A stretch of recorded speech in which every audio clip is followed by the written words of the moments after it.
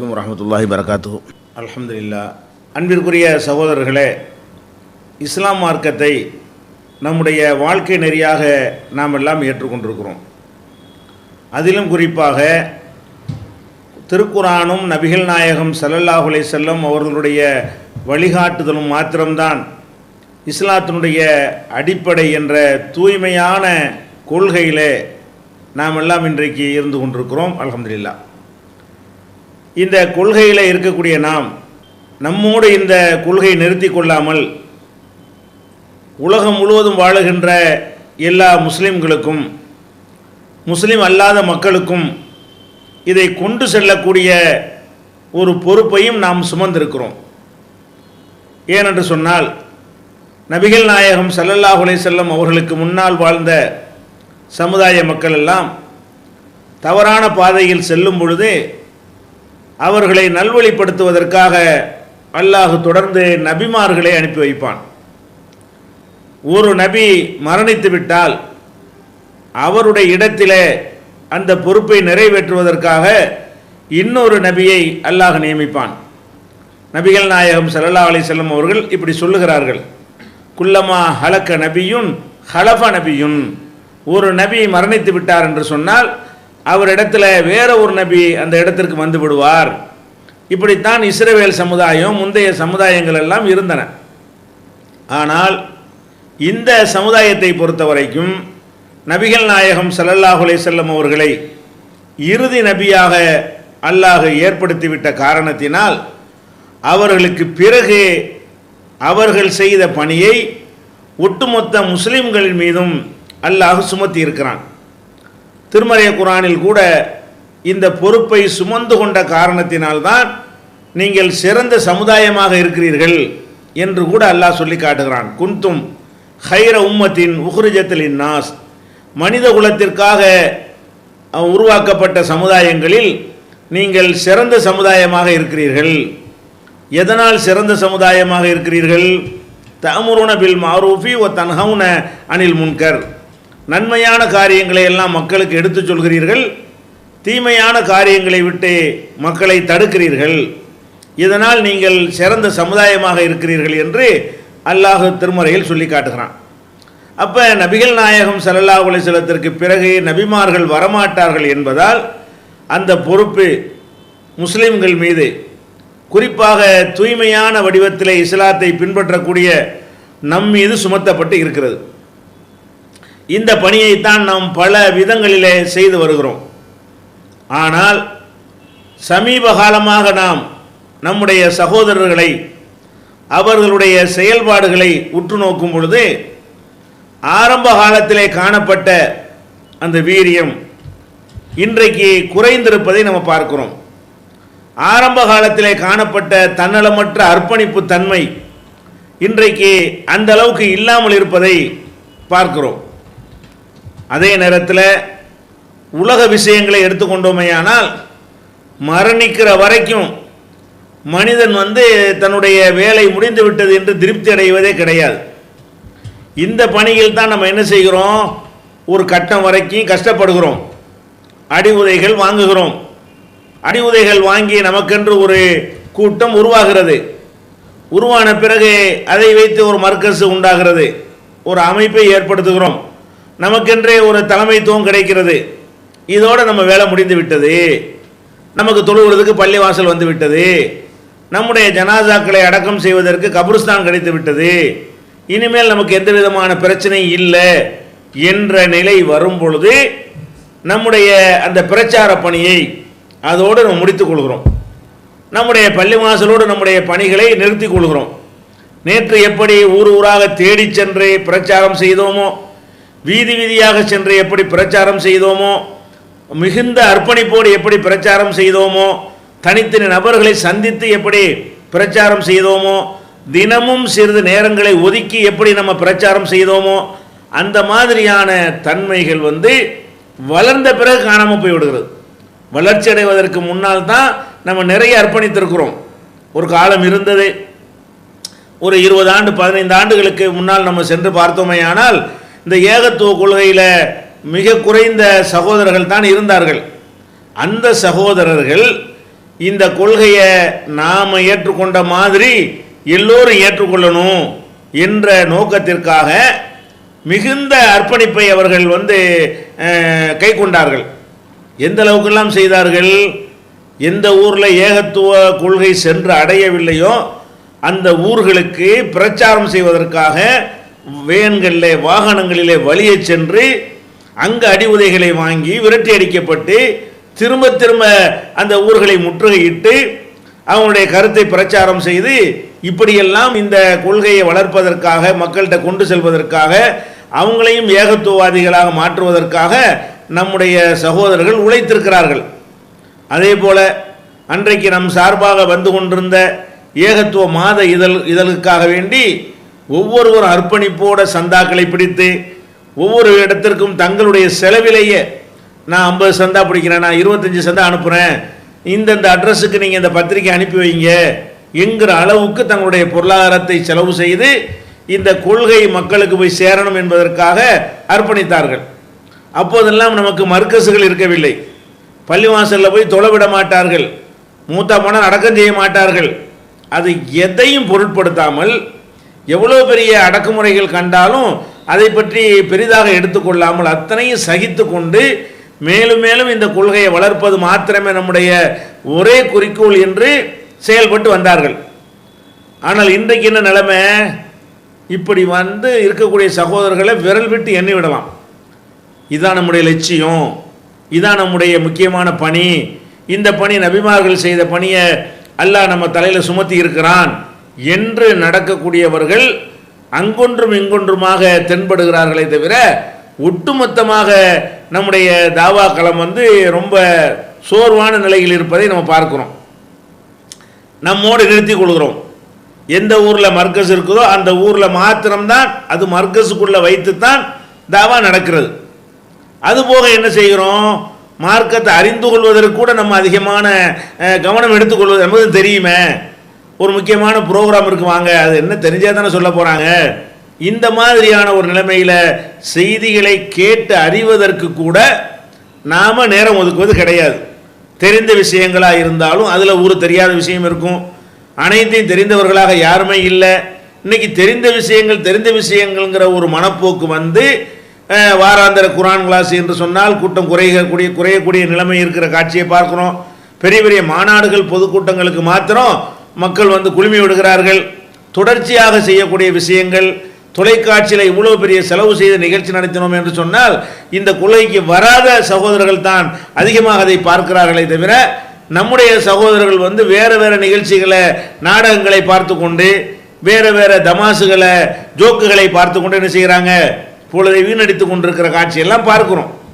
அப்போ நம்ம ஒரு கொள்கையை நம்ம ஏற்றுக்கொண்டோமையானால், அதில் நமக்கு நம்பிக்கை இருக்குமையானால், அதில் ஆர்வமும் வீரியமும் குறையலாமா? இதுதான் முக்கியமான ஒரு விஷயம். மனிதனுடைய ஒரு தன்மை நீங்கள் எடுத்துக்கொண்டீர்களேயானால் அவன் எந்த ஒரு விஷயத்திலையுமே போதும்னு அவன் நினைக்கிறதே கிடையாது. நமக்கு ஒரு பணம் முக்கியமான தேவை. சில ஆயிரங்களுக்கு கூட கஷ்டப்படக்கூடிய நிலையில் ஒருத்தன் இருக்கிறான், கடுமையாக பாடுபடுறான், உழைக்கிறான், லட்சாதிபதி ஆகிட்டான். அதோட உழைப்பை நிப்பாட்டி நீங்கள் பார்த்துருக்கிறீங்களா? நம்ம தான் லட்சாதிபதி ஆகிட்டோமே, நமக்கு நேற்று 100 ரூபாய்க்கு நம்ம கஷ்டப்பட்டோம், இன்றைக்கி நமக்கு லட்சக்கணக்கில் ரூபாய் இருக்குது, இதோடு நம்ம சம்பாதிக்க நிறுத்திக்கிடுவோம் அப்படின்னு யாராவது இருந்து நீங்கள் பார்த்துருக்கிறீங்களா? ஒருத்தன் கூட இருக்க மாட்டான். அப்போ கோடிகளை சம்பாதிக்கணும் என்பதை அடுத்த லட்சியத்தை மாற்றிக்கிறான். கோடியை சம்பாதிச்சவுடனே அதான் கோடி விட்டதே, இனிமேல் நமக்கு என்னத்துக்கு, இதோடு நிறுத்தி கொள்வோம், இன்னும் புதிய புதிய தொழில்களை நம்ம உண்டாக்க வேணாம், புதிய புதிய வருவாய் ஈட்டக்கூடிய வழிமுறைகளை நம்ம கண்டுபிடிக்க வேணாம், ஈடுபட வேணாம் என்று யாராவது இருக்கிறோமா? அப்போ கோடிகளை பல கோடிகளாக நம்ம என்ன செய்யணும், மாற்றணும் என்று தான் நம்ம அக்கறை செலுத்துகிறோம். ஒன்று கூட இது போதும், இதோடு எனக்கு முடிந்து விட்டது என்று நம்ம நினைக்கிறதே கிடையாது. நபிகள் நாயகம் ஸல்லல்லாஹு அலைஹி வஸல்லம் அவங்க கூட சொன்னாங்க, இந்த ஆதமுடைய மகனுக்கு லவ்வன்னல் இப்படி ஆதம வாதியானி மின் தஹபின், இந்த வாதிமின் தஹபின் ஆதமுடைய மக்களுக்கு மனிதர்களுக்கு தங்கத்தால் ஒரு ஓடை, ஒரு ஆறு ஓடிக்கொண்டிருந்தால் கூட அவன் என்ன சொல்வான்னு கேட்டால், இதே மாதிரி இன்னொன்று இருந்தால் நல்லா இருக்குமே, தங்கத்தில் ஆறே ஓடுது, ஆறுனா என்ன அர்த்தம்? அதை கணக்கு வழக்கு இல்லாமல் ஓடுகிறதுன்னு வைங்க. அந்த மாதிரி ஒரு நிலையில் ஒரு மனிதனை கொண்டு உயரத்தில் வைத்தால் கூட அவன் என்ன நினைக்கிறான், இது மாதிரி இன்னொன்று எனக்கு இருக்கணும், 2 இருந்தால் நல்லா இருக்குமேமா. சரி 2 கொடுத்தவனே சரியாயிருவானாண்டே சரியாக மாட்டான், இன்னொரு 4 இருக்கணுமே நினைக்குவான். அப்போ இது கடைசியில் மௌத்தாவுற வரைக்கும் இவன் எவ்வளவு கொடுத்தாலும் இன்னும் வேணும் இன்னும் வேணும் இன்னும் வேணும். அல்லாஹ்வே சொல்ற அல்ஹாக்குமு தகாசுரு, இன்னும் வேணும் இன்னும் வேணும் என்ற ஒரு மனப்பான்மை உங்களை நாசமாக்கி கொண்டிருக்கிறது, உங்களை இறை நினைவை விட்டும் திசை திருப்பி கொண்டிருக்கிறது என்று அல்லாஹ்வே சொல்லி காட்டுற அளவுக்கு நம்முடைய சுபாவம் இருக்கிறது. அதே மாதிரி காசு பணத்தை வகையாக பிரித்து பாருங்க. ஒரு மனிதனுக்கு ஒரு வீடு இருக்கிறது, அது 2 பேர் புருஷன் முன்னாடி 2 பிள்ளை இருப்பாங்க. இதுக்கு இது வீடு பத்தாதா அப்படின்னு நினச்சிக்கிட்டு இருக்க மாட்டேங்கிறான். அந்த வீடை வாங்கி போடுறான். ஒரு மனிதனுக்கு எவ்வளோ வாங்கினாலும் அந்த 10 அடி இடத்துல நம்ம வசிக்க முடியும் அப்படி நினைப்பது இல்லாமல், அப்போ ஒரு வீடு 2 வீடாக்க நினைக்கிறான், 2 வீடு 3 வீடாக்க நினைக்கிறான், 4 மாடி 5 மாடி கட்ட நினைக்கிறான். அப்போ அதில் அவனுக்கு திருப்தி அடைய மாட்டேங்குது. மேலும் மேலும் மேலும் மேலும் புதுசாக இடிச்சிட்டு மர கட்டணும், காசு நிறைய வந்து விட்டால் இடித்து விட்டு கட்டணும் என்று நினைக்கிறான். அப்போ ஒன்றும் அதில் முடிவு இல்லைன்னு நினைக்கிறான்.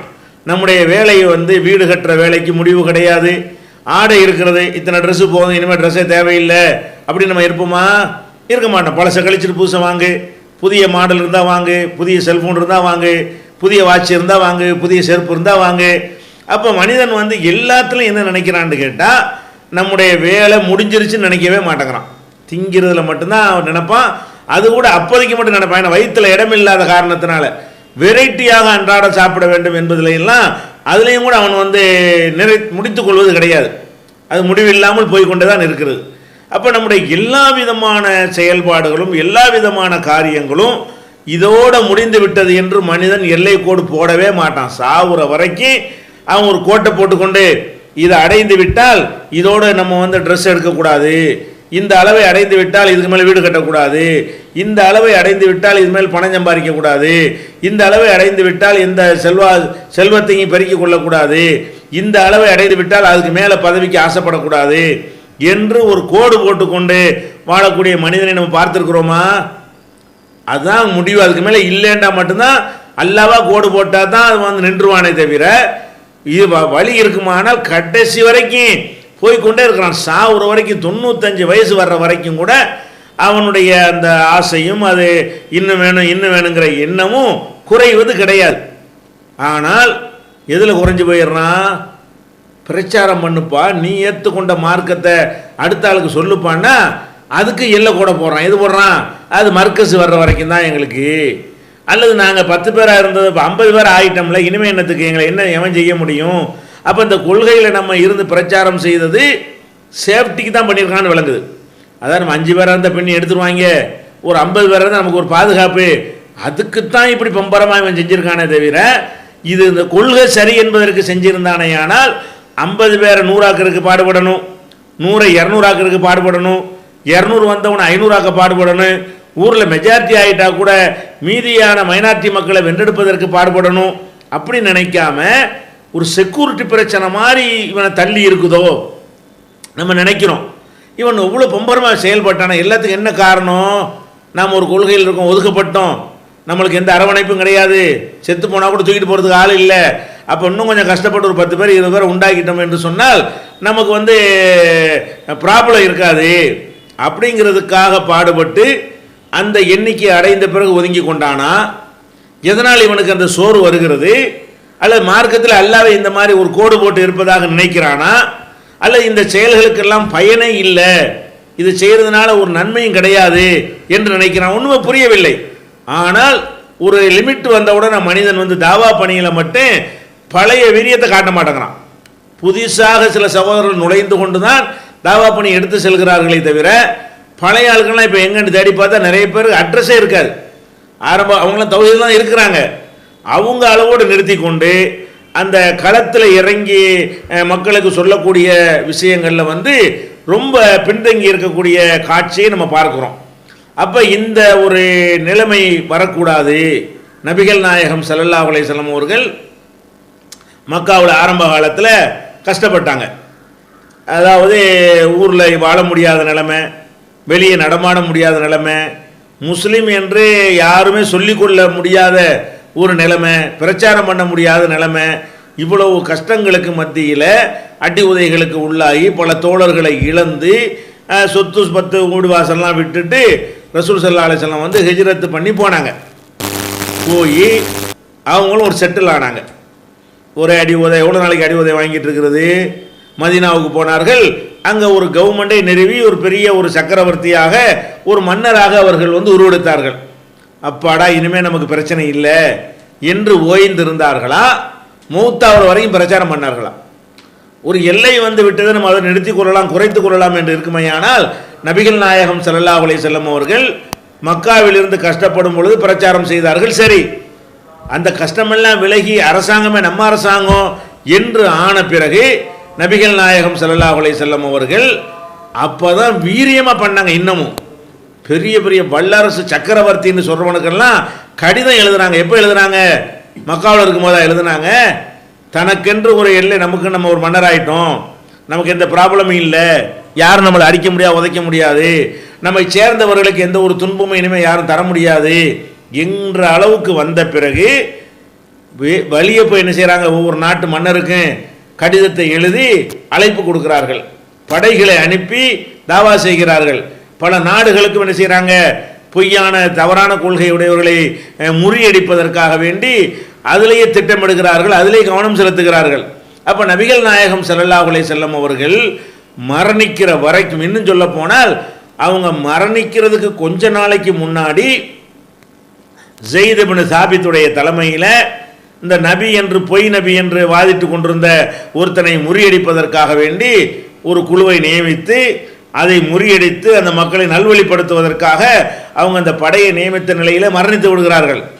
அபூபக்கர் சித்திக் ரலியல்லாஹு அன்ஹு அவர்கள் ஆட்சிக்கு வந்தவுடனே ரசூல் ஸல்லல்லாஹு அலைஹி வஸல்லம் எந்த பணியை நிறுத்தி வைத்தார், எந்த பணியை கடைசியாக நியமித்தார்களோ அது அவங்க தொடரும்படி உடனே என்ன செஞ்சாங்க?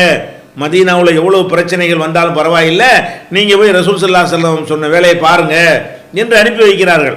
இதுக்கு இதை நம்ம சொல்கிறோம், நபிகள் நாயகம் ஸல்லல்லாஹு அலைஹி வஸல்லம் அவர்கள் மக்காவில் கஷ்டப்பட்டு கொண்டு சிறுபான்மையாக ரொம்ப ஒரு சிரம தசையில் இருந்தார்களே, அப்போ எந்த மாதிரியான வேகத்தோட வீரியத்தோட பிரச்சாரம் செய்தார்களோ, அவங்களுடைய தோழர்களை எப்படி வீரியத்தோட பிரச்சாரம் செய்தார்களோ அந்த நிலைமைக்கு குறையாமல் தான் மதீனாவுக்கு போன பிறகும் செய்தார்கள்.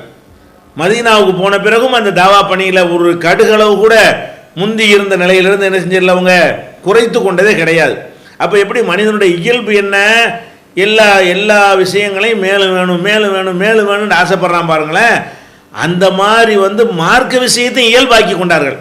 இது எப்படி நமக்கு போதும், இன்னும் வரணும். அல்லாஹ் சொல்கிறான், ஒமா அக்ஸருன்னாசி ஒலோ ஹரஸ்த பிமுமினீன், நபியே நீங்கள் எவ்வளோதான் பேராசைப்பட்டாலும் அதிகமான மக்கள் முமீன்களாக ஆக மாட்டார்கள். அவங்க ரசூல் அவ்வளோ பேராசைப்படுறாங்க. எப்படி எல்லாரும் வரணும் எல்லாரும் வரணும்னு அவ்வளோ பேராசைப்படுறாங்க. அது முடியாது என்று அல்லாஹ் சொல்கிறான். ஆனால் போய் சொல்லிக்கிட்டு தான் இருக்கணும், அனைவரும் வந்துட மாட்டாங்க அப்படின்னு சொல்கிறான். இன்னொரு இடத்துல எல்லாம் சொல்லி காட்டுறான், இல்லை அல்லக்க பாஹிவுன் நப்சக். இதெல்லாம் மதீனாவுக்கு போன பிறகு அல்லாஹ் சொல்லக்கூடிய விஷயம்.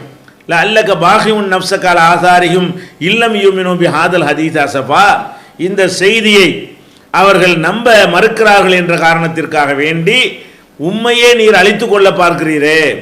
அப்போ ரசூல் ஸல்லல்லாஹு அலைஹி வஸல்லம் அவர்கள் ஆட்சி அதிபதி என்று வந்தவனே அப்பாடா என்று உட்கார்ந்து விடாமல், இன்னும் இவ்வளோ பேர் வராமல் இருக்காங்களே, இந்த அவங்க வராமல் இருக்கிறாங்களே, இவங்க வராமல் இருக்காங்களே, அந்த ஊர் இன்னும் வராமல் இருக்குது, இந்த ஊர் வராமல் இருக்கு, ஈரான் வராமல் இருக்கு, ஈராக் வராமல் இருக்கு, ஈஜிப்ட் வராமல் இருக்குது, அவங்களுக்குலாம் அந்த மெசேஜ் போகாமல் இருக்குது என்று இதை நினைச்சு கவலைப்பட்டு உன்னையே மாய்த்து கொள்ள பார்க்குறியே. அப்போ எவ்வளோ அக்கறை செலுத்திருக்கிறாங்க? அவங்க ஒரு ஸ்டெடியான பிறகுதான் அதிகமாக அக்கறை செலுத்தினார்கள். இப்போ நம்மளுக்கு என்ன, நல்ல அழகான வாய்ப்பை தந்திருக்கிறான். முதல்ல ஒரு மசோரா பண்ண இடமில்லை, கூடி பேசுவதற்கு இடமில்லை, அதாவது மக்கள்கிட்ட பணம் திரட்டுவதற்கு ஒரு இடமில்லை.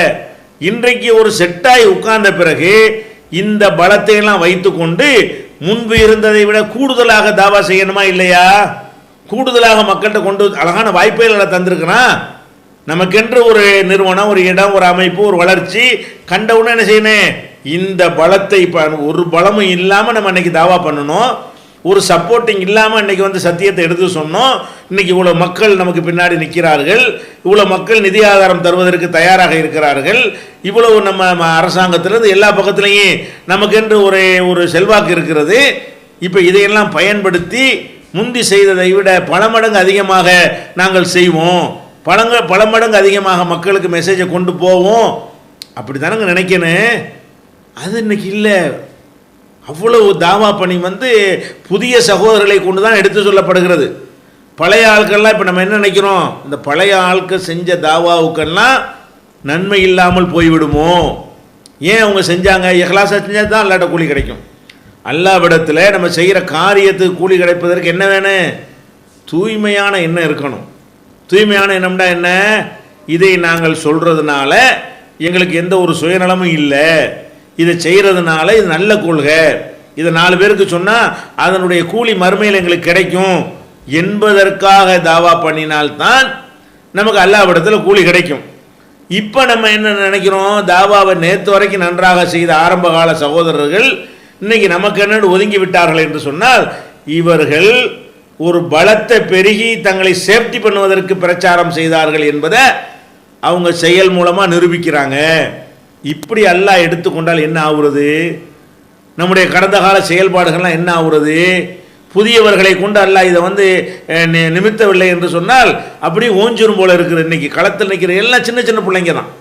இன்னைக்கு களத்தில் நின்று பிரச்சாரத்துக்கு போகக்கூடியது, அடி உதை வாங்குறது, ஒரு நிர்வாக பொறுப்பை கையில் எடுத்துக்கொள்வது, ஆனால் எல்லாமே யாருன்னு கேட்டால் புதுசாக நேரத்தும் வந்தாலும் போன வாரமும் போன மாதமும் இந்த கொள்கையில் சேர்ந்த சகோதரர்கள் தான் அதிகமாக பிரச்சாரம் செய்கிறாங்க. பழைய ஆட்கள்லாம் டோட்டல் அவுட் இன்னைக்கு.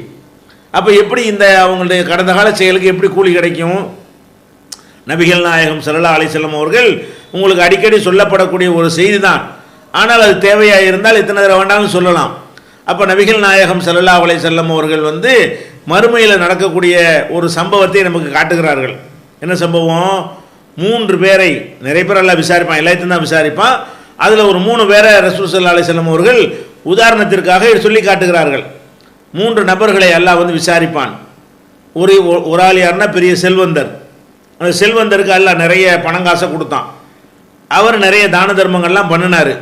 அவர் அழைத்து அல்லாஹ் விசாரிப்பான். என்ன விசாரிப்பான்? உனக்கு நிறைய நான் பொருளாதாரத்தை கொடுத்தேனே, அந்த பொருளாதாரத்தை வைத்து நீ என்ன செஞ்ச? அவர் சொல்லுவார், என்ன செஞ்சேனா? நிறைய அள்ளி கொடுத்தேன், யார் கேட்டாலும் இல்லைன்னு சொல்லாமல் கொடுத்தேன், பள்ளிவாசல் கட்டுறது கொடுத்தேன், கல்விக்கு கொடுத்தேன், அது கொடுத்தேன், சத்திரம் கட்டினேன், சாவடி கட்டினேன்ட்டு அவர் என்னென்ன பணிகளுக்கெல்லாம் செலவிட்டாரோ அதையெல்லாம் சொல்லி காட்டுவார். அப்போ அல்லாஹ் என்ன செய்வான்? இதெல்லாம் கரெக்டு தான், நீ செஞ்ச, பொருளாதாரத்தின் மீது பற்று இல்லாமல் இவ்வளோ காரியமும் செஞ்ச. எதுக்கு செஞ்ச? செய்யும்போது உன் மனசில் என்ன இருந்துச்சு? செய்யும்போது உன் உள்ளத்தில் என்ன எண்ணம் இருந்தது? இப்படி நம்ம செஞ்சால் நம்மளை படைச்ச இறைவன் பார்த்து கொண்டிருக்கிறான், அவன்கிட்ட பயங்கரமான கூலி கிடைக்கும் என்பதற்கு நீ செய்தாயா?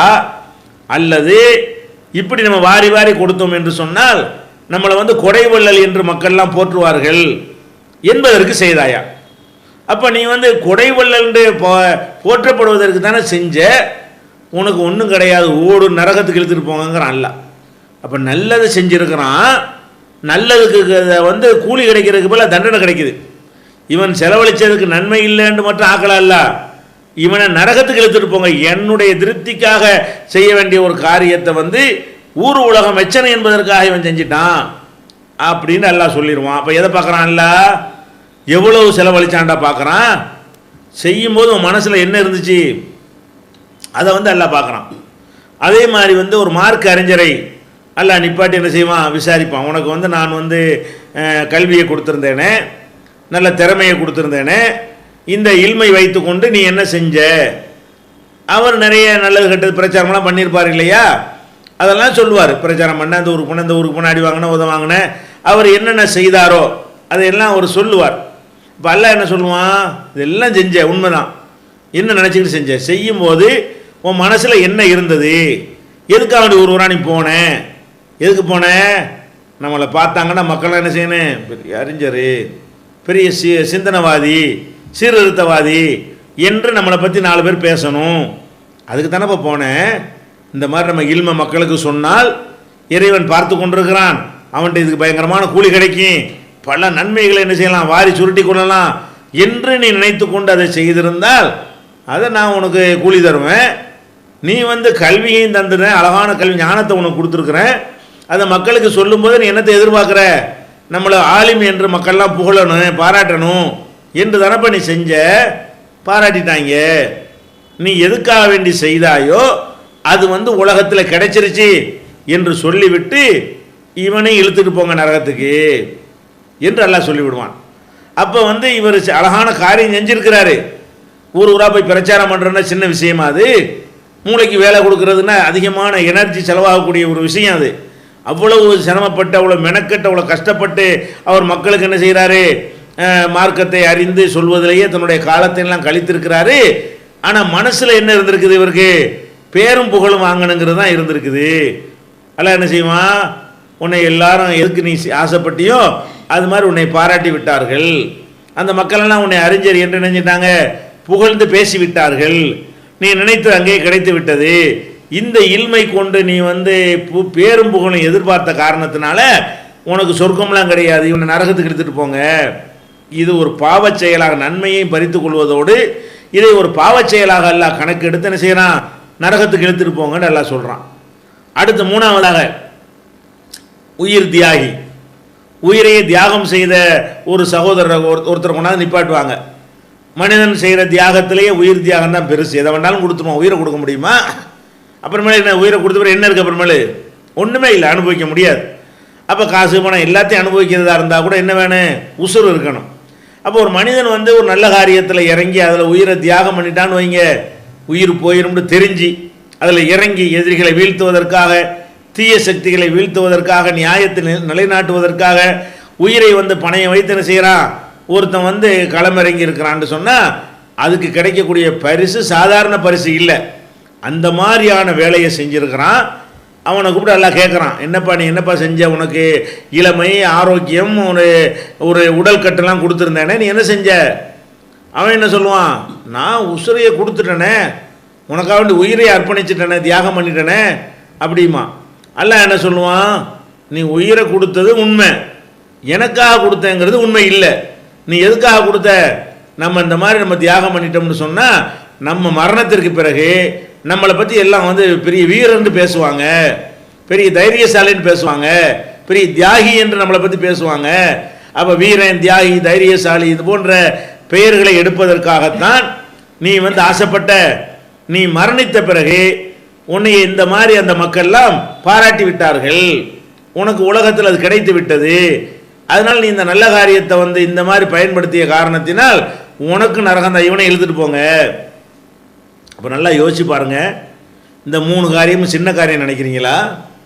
ஒரு மனிதன் பொருளாதாரத்தை செலவு பண்ணுறான்னு வைங்க, அவன் நல்ல வழியில் செலவு செஞ்சான்னு சொன்னால் அவனுடைய இபாதத்துகளால் கிடைக்கிற ஒரு நன்மை ஒரு பக்கம் சேர்ந்து கொண்டே இருக்கும். இந்த மாதிரி அறப்பணிகளால் கிடைக்கக்கூடிய நன்மை இன்னும் பல மடங்கு சேர்ந்து கொண்டே இருக்குமே. ஆனால் ஏழை பாலைகளை விட இவனுடைய நன்மைகள் கணக்கு வழக்கு இல்லாமல் ஏறி இருக்கும். எங்கேயோ கொண்டே நிப்பாட்டிடலாம் இவனை, அந்த அளவுக்கு நல்ல வழியில். ஆனால் அந்த வழியில் செலவழிச்சும் இருக்கிறான் இவன்.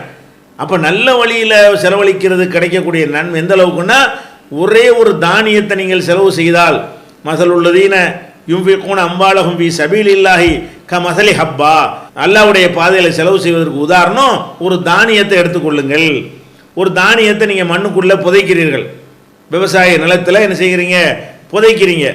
அது என்ன செய்கிறது, அதுலேருந்து ஒரு கதிர் ஒன்று முளைக்கிறது. அதில் என்ன செய்கிறது, சபா 50 சபா சனாபில, அதில் 7 கதிர்கள் இருக்கிறது. ஒரு கதிர் முளைக்கிறது, அதில் 7 கதிர்களாக என்ன செய்கிறது, பிரிக்கிறது. ஒவ்வொரு கதிரில் ஃபீக்குள்ளி சும்புலத்தின் மேத்து ஹப்பா, ஒவ்வொரு கதிரிலையும் 100 தானியம் இருக்கிறது. அப்போ 700 ஆகி போயிடுச்சு. ஒரே ஒரு கோதுமையை நம்ம புதைக்கிறோம், ஒரே ஒரு நெல்லை புதைக்கிறோம், அதிலிருந்து 7 கதிர்கள் விடுகிறது. ஒவ்வொரு கதிருக்குள்ளேயும் 100 விதைகள் இருக்கிறது. அப்போ 700 ஆயிடுச்சு. இதோடு நிறுத்திக்கல, ஒல்லாஹு யுலாயிஃபு மயஷா, அல்லாஹ் நாடினா நாடியவர்களுக்கு இதை விட கூடவும் தருவேன். அப்போ நீங்கள் ஒன்று செலவழிச்சா 700 தருவேன் குறைஞ்சபட்சம், அதிகபட்சத்துக்கு கணக்கே கிடையாது. அப்போ ஒரு குறைஞ்சது 700 மடங்கு நன்மை தர்றதா இருந்தால் ஒரு பணக்காரன் எங்கே போய் நிற்பான்? நல்ல காரியத்தில் பணத்தை செலவு செஞ்ச பணக்காரன் ஏழைகள்லாம் எட்டி பார்க்க முடியாத இடத்துல என்ன செய்வான், இருப்பான். இருந்தானா? இருக்க முடிஞ்சானா? இல்லை. ஏன் இல்லை? எல்லாம் செலவழிச்சான். இது சரியில்லை, கல்பு சரியில்லையே, உள்ளம் சரியில்லையே, அவனுடைய எண்ணம் தூய்மையாக இல்லையே. அப்படித்தான் நல்லா பார்க்குறான். அதே மாதிரி ஒரு ஆலிமாக இருந்து மார்க் அறிஞராக இருந்து பல பேருக்கு சொல்லி கொடுத்தான்னா அவனுக்கு என்னவெல்லாம் கிடைக்கும்? அவனுடைய அமலுடைய நன்மை கிடைக்கும். அவன் யாருக்கெல்லாம் சொல்லி கொடுத்தானோ அவங்க செய்கிற அமலுடைய நன்மை இவனுக்கு கிடைக்கும், அவங்களுக்கு குறையாது. ஆனால் இவனுக்கும் அது கிடைக்கும். அப்படின்னு சொன்னால் ஒரு 1000 பேர் இவனை கொண்டு நேர்வழிக்கு வந்தால் இந்த ஒரு மனுஷன் 1000 பேருடைய அமலுடைய நன்மை அடைந்தான்னு சொன்னால் வெற்றி நிச்சயம் தானே. மறுமையில் வெற்றி சொர்க்கம் நிச்சயமாகி போச்சா இல்லையா? அந்த அளவுக்கு செஞ்சுருக்கிறான். ஆனால் இது சரி உள்ளம் சரியில்லாமல் இருந்திருக்கு. பேருக்கும் புகழுக்கும் செஞ்சுருக்கிறான். இப்போ என்னவாச்சு? போடா ஒன்றும் இல்லைன்னு ஆகிப்போச்சு. இப்போ இல்மை கொண்டு எங்கே போகலாம்? நபிமார்களுக்கு அடுத்த நிலையில் போய் உட்காரலாம். அவ்வளோ பெரிய இடத்துக்கு செல்ல வேண்டிய ஒரு காரியத்தை செஞ்சுட்டு நரகவாசியாக போய் நிற்கிறான். காரணம் என்ன? தூய்மையான எண்ணம் இல்லாதது. அதே மாதிரி தான் உங்களுக்கு உயிர் தியாகம் என்பதும் உடனே சொர்க்கம் கிடைக்கிறது, எல்லா பாவமும் மன்னிக்கப்படுகிறது ஷஹீதுகளுக்கு. அந்த மாதிரியான ஒரு உயர்ந்த தர்ஜாவில் இருக்கக்கூடிய ஒரு மனிதன் உசுரையும் தியாகம் பண்ணிட்டு ஒன்றுமில்லாமல் போகிறானே பாருங்களேன். இப்போ நம்ம யோசிச்சு பார்க்கணும். நம்ம இன்றைக்கி ஏகத்துவத்துக்கு வந்துட்டோம். புதுசாக வந்தவங்கள்ட்ட வீரியம் இருக்கும்.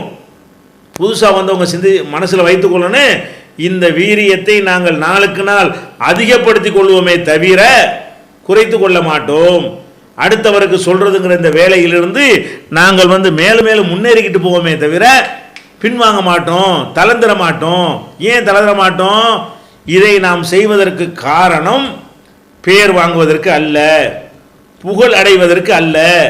இந்த பணியில் நாம் இறங்கிறோமையானால் இதற்கு அல்லாஹ் தரக்கூடிய கூலி நம்முடைய மறுமை வெற்றியை உறுதிப்படுத்தும். நம்ம ஆயிரக்கணக்கான லட்சக்கணக்கான மக்களுக்கு சத்தியத்தை சொல்லி அதுக்கு எந்த வகையிலாவது நம்ம உதவி செய்யுது. சத்தியத்தை சொல்வது என்று சொன்னால் வெறும் பேச்சாளருக்கு மாத்திரம் கிடையாது கூலி. ஒரு நிகழ்ச்சி நடத்துகிறோம் என்று சொன்னால் அதுக்கு ஏற்பாடு செய்கிறவன், அதுக்கு நிதி உதவி செய்கிறவன், அதுக்கு சேரத்துக்கு போடுறவன், அது நோட்டீஸை விநியோகம் பண்ணுறவன், அது விளம்பரம் பண்ணுறவன், 4 பேர் கூட்டிக்கிட்டு வர்றவன், எந்த வகையிலாவது அதுக்கு ஒத்துழைப்பாக இருந்தோமையானால் நமக்கு அதற்குரிய பங்கு கிடைக்கும். இதுதான் நம்முடைய நோக்கமாக இருக்குமையானால் அப்போ அதை அடைவதில் நம்ம எப்படி திருப்தி அடைய போதும்னு எப்படி நினைக்கிறது? மர்ம விஷயத்தில் போதும்னு நினைக்கவே கூடாது. இன்னும் வேணும் இன்னும் வேணும்னு பேராசையில் படணும். மறுமை மேட்டரில் எந்த அளவுக்கு பேராசைப்படணும்? நபிகள் நாயகம் ஸல்லல்லாஹு அலைஹி வஸல்லம் அவர்கள் அந்த பேராசைக்கு ஒரு இலக்கணமாக அவர்களே திகழ்கிறார்கள். அவங்க மறுமை விஷயத்தில் அவங்க அளவுக்கு யாரும் பேராசைப்பட்டதே கிடையாது. எந்த அளவுக்கு பேராசைப்படுறாங்க? அவங்க சொல்கிறாங்க, மறுமையில் பல பதவிகள் இருக்கிறது, பல ஸ்டேஜ் இருக்கிறது, படித்தரம் இருக்கிறது. அதில் ரொம்ப டாப் லெவலில் உள்ள படித்தரம் என்னன்னு கேட்டால் வசீலா என்கிற பெயர். வசீலான்னு இந்த வசீலா இல்லை, வசீலா தேடுவதுங்கிறாங்களா அது இல்லை. அங்கே உள்ள வசீலான்னு ஒரு போஸ்டிங், ஒரு பதவி. மறுமையில் வசீலா என்கிற பெயரில் ஒரு தரஜா இருக்கிறது, ஹை போஸ்ட். அது அந்த தரஜாவை ஒரு பெரிய நம்பர் அதிகமான ஆட்களுக்கு எல்லாம் கொடுக்க மாட்டான். இந்த வசீலாங்கிறது ஒரு முக்கோணம் மாதிரி வைத்துக் கொள்ளுங்கள். முக்கோணம் மாதிரி இருந்தால் கீழே நல்லா விரிஞ்சு இருக்கும், மேலே போய் சுருங்கி ஏறிக்கிட்டே புரண்டு வைங்களேன், உச்சியில் ஒரு ஆள் தான் நிற்க முடியும். அந்த மாதிரி வசீலாங்கிற அந்த பதவி அவனுடைய அடியார்களில் ஒரு ஆளுக்கு தான் எல்லாம் கொடுக்க போகிறான், ஒரே ஒரு ஆளுக்கு தான் கொடுப்பான். ஒட்டுமொத்த உம்மத்திலேயே வசீலாங்கிற அந்த போஸ்ட் யாருக்கு தான் கிடைக்கும்? ஒரே ஒரு ஆளுக்கு தான் நல்லா கொடுக்க இருக்கிறான் அப்படின்னு சொல்லிட்டு ரசூல் ஸல்லல்லாஹு அலைஹி வஸல்லம் சொல்கிறாங்க, அந்த ஒரு ஆளை நான் இருக்கணும். எப்படி பேராசன்னு பாருங்க. அதாவது துன்யாவில் அது வேணாம் இது வேணான்னு சொல்கிறாங்க ரசூல் ஸல்லல்லாஹு அலைஹி வஸல்லம். ஒழுங்கான ஆடைக்கு ஆசைப்படலை, ஒழுங்கான வீட்டுக்கு ஆசைப்படலை, ஒழுங்கான அதிகார பவருக்கு ஆசைப்படவில்லை, அந்தஸ்துக்கு ஆசைப்படவில்லை, நாக்கில் ருசியாக திங்கணுங்கிறதுக்கு என்ன செய்யலை, ஆசைப்படவில்லை. எல்லா ஆசையும் அடக்கி கொண்டார்கள். ஆனால் மறுமேண்டு வரும்போது ஒரே ஒரு ஆளுக்கு தான் கிடைக்குன்னு வரும் பொழுது என்ன சொல்கிறாங்க? அந்த ஒரு ஆளாக நான் இருக்கணும், எனக்கு அது கிடைக்கணும். எனக்கு கிடைக்கிறதுக்கு என்ன செய்யணும்? ரசூல் ஸல்லல்லாஹு அலைஹி சொல்கிறாங்க, நீங்கள்லாம் எல்லா என்னுடைய உம்மத்தின் அனைவரும் அந்த பதவியை எனக்கு கொடுக்க சொல்லி நீங்கள் துவா செய்யுங்க. நம்மள்ட்ட சொல்கிறாங்க, என்னுடைய சமுதாயமாக இருக்கக்கூடிய நீங்கள் அந்த உயர்ந்த பதவி ஒரு ஆளுக்கு எல்லாம் கொடுக்க போகிறான்ல, அந்த ஒரு ஆள் இப்ராஹிம் நபியாக இருக்கக்கூடாது, அந்த ஒரு ஆள் மூசா நபியாக இருக்கக்கூடாது, நானாக தான் இருக்கணும், எனக்கு தான் அது கிடைக்கணும் அப்படின்னு சொல்லி ஆசைப்பட்டு அவங்க துவா செய்ய சொல்கிறாங்க. நம்மளும் என்ன செய்யணும், அதை துவா செய்கிறோம். ஒவ்வொரு நாளும் பாங்கு சொல்லி முடித்த உடனே பாங்கு துவாவில் என்ன செய்கிறாங்க, இதை எனக்காக கேளுங்கிறாங்க. அல்லாஹும்ம ரப்ப ஹாதிஹி தாவத்தி தாம்மா, இந்த முழுமையான அழைப்பிற்கு சொந்தக்காரனே, ஒசலாத்தில் காயிமா, நிலையான தொழுகைக்கு உரிமையாளனே, ஆத்தி முகமது அனில் வசீலா, முகமது அவர்களுக்கு வசீலா பதவியை நீ கொடுத்துரு. அப்போ நான் கேட்குறேன், நீங்கள் கேட்குறீங்க, ஒவ்வொரு நாளைக்கும் 5 தடவை கேட்குறோம், உலகம் பூரா கேட்குறோம், கியாமத் நாள் வரைக்கும் கேட்க போகிறோம். அப்போ ரசூல்லா காலத்திலிருந்து 14 நூற்றாண்டை கேட்குறோம். இப்படி அடுக்கடுக்கான பிரார்த்தனைகள் அல்லாட்ட போகும் பொழுது நிறைய பேர் ரெக்கமெண்ட் பண்ணுறாங்க என்ற அடிப்படையில் அல்லாஹ் ரசூல் ஸல்லல்லாஹு கொடுத்துருவான். அப்போ அதை நான் ஆசைப்பட்றேங்கிறாங்க.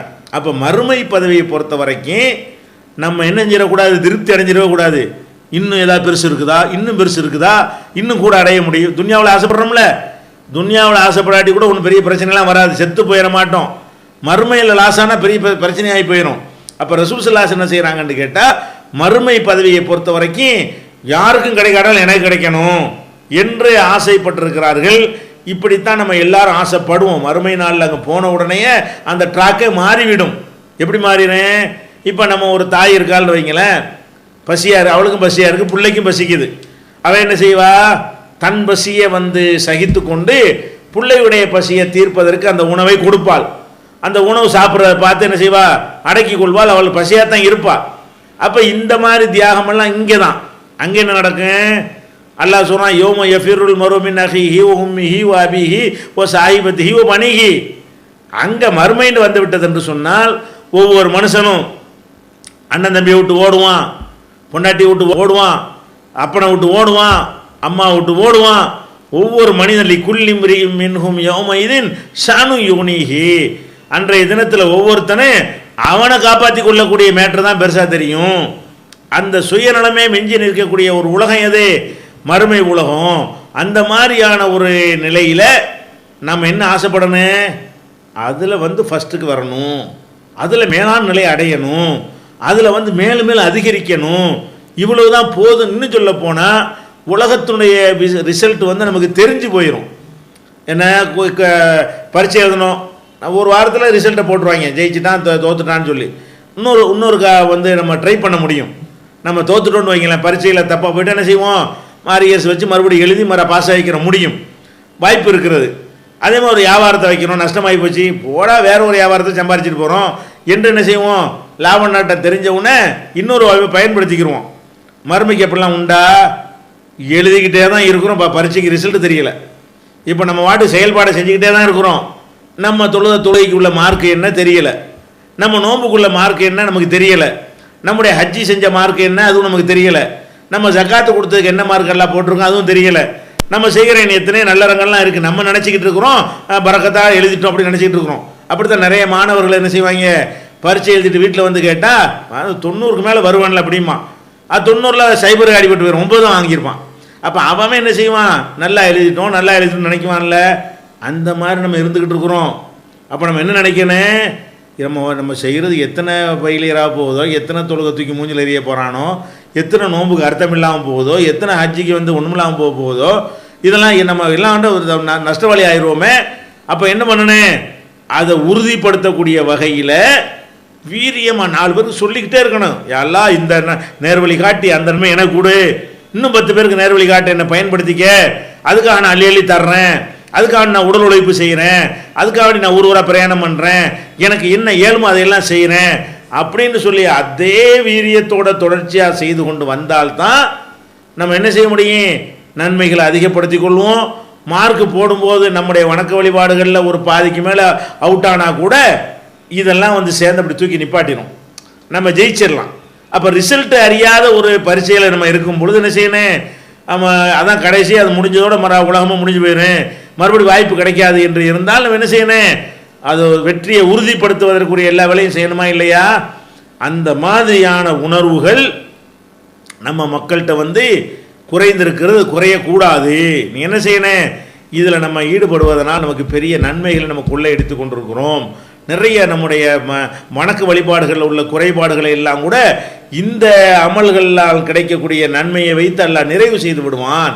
அந்த மாதிரியான ஒரு வேலையை நம்ம தேர்ந்தெடுத்திருக்கிறோம். இதை விட்டுறவே கூடாது என்ற ஒரு வைராக்கியத்தை இப்போ எடுக்கணும். இதே வேலையாக குடும்பத்துக்கு சம்பாதிக்கிறது, உலகத்துக்கு செய்கிற கடமைகள் போக, நம்ம உடம்புக்கு செய்கிற கடமைகள் போக ஒரு சிறு நேரத்தை, ஒரு சிறு தொகையை, ஒரு சிறு உழைப்பை என்ன செய்யணும், இந்த பணிகளுக்கு கொடுக்கணும். தொடர்ந்து கொடுத்து கொண்டே இருக்கணும். நபிகள் நாயகம் ஸல்லல்லாஹு அலைஹி வஸல்லம் சொன்னாங்க, அஹப்புல் அமாலி இலல்லாஹி அதுவமுஹா வ இன் கல்ல. அல்லாஹ்வுக்கு ரொம்ப விருப்பமான அமல் என்னவென்று சொன்னால் அது குறைவாக இருந்தாலும் தொடர்ந்து இருக்க வேண்டும். ஒரு நாளைக்கு மட்டும் 200 ரக்காத் தொழுதுட்டு போகிறது அல்லாஹ்வுக்கு பிடிக்காது. டெய்லி 2 தொழு, விடாமல் தொழுவு. அல்லாஹ்வுக்கு எது பிடிக்கும்? எந்த ஒரு காரியத்தை செஞ்சாலும் தர்மம் செய்யணும் தான் ஒரேடியாக வச்சுக்க, இனிமேல் நான் பெட்டியை திறக்க மாட்டேன், அது அல்லாஹ்வுக்கு பிடிக்காது. கொடுத்துக்கிட்டே இருக்கணும், கொஞ்சம் கொஞ்சமாக கூட கொடு. அது குறைவாக இருந்தாலும் தொடர்ச்சியாக இருக்க வேண்டும், அதான் அல்லாஹ்வுக்கு பிடிக்கும். அல்லாஹ்வுக்கு பிடிக்கிற வணக்கத்திலே சிறந்தது என்னன்னு கேட்டால் அதுவமுகா, தாயமாக இருக்க வேண்டும். இன் கல்ல, அது குறைஞ்சிருந்தாலும் பரவாயில்லை. அப்போ குறைவாக இருந்தாலும் அது தொடர்ச்சியாக, அது ஒரு முடிவற்றதாக இருக்கணும்னு அல்லாஹ் ஆசைப்படுகிறான். அப்போ தாவாவுக்கு மட்டும் நம்ம தொடர்ச்சியை காணாமல் எல்லாம் தொடர்ச்சியாக போய்கிட்டே இருக்கிறது, சங்கிலி தொடராக போய்கிட்டே இருக்கிறது. தாவா பிரச்சாரத்துக்கு மட்டும் ஒரு கட்டத்தோடு நிற்பது எப்படி நியாயமாகும்? பின்வாங்கிறது எப்படி நியாயமாகும்? சோர்ந்து விடுவது எப்படி நியாயமாகும்? அப்போ இருக்கக்கூடிய சகோதரர்களும் பழைய சகோதரர்களும் சிந்தித்து பார்த்துன்னு செய்யணும். ஆகா, நம்ம கடந்த கால அமலையும் பாழாக்கிடக்கூடாது. நம்ம இது ஒரு வேலையாக வைத்துக் கொள்வதுக்கு முடிக்கவே கூடாது. இந்த வேலையை நிறுத்துகிற பேச்சுக்கு இடமே கிடையாது. இது பாட்டுக்கு எப்படி சாப்பிட நிறுத்த முடியாதோ, குடிப்பதை நிறுத்த முடியாதோ, தூங்குவதை நிறுத்த முடியாதோ, அதே மாதிரி நம்ம நிறுத்த முடியாத ஒரு ஒர்க்காக எதை ஆக்கி கொள்ளணும்? இந்த சத்தியத்தை, குர்ஆன் ஹதீஸ் தான் மார்க்கம் என்கிற இந்த சத்தியத்தை பாரெங்கும் கொண்டு போய் நாங்கள் சேர்ப்போம். மூத்தாகிற வரைக்கும் அதில் எங்களால் இயன்ற அளவுக்கு எங்களுடைய பங்களிப்பை தருவோம் என்கிற ஒரு உறுதிமொழியை நீங்களும் நாங்கள் எடுத்துக்கொண்டு செயல்படக்கூடிய நன்மக்களாக அல்லாஹ் ரப்புல் ஆலமீன் உங்களையும் நம்மையும் ஆக்கி அருள் புரிய வேண்டும் என்று கூறி முடித்துக் கொள்கிறேன்.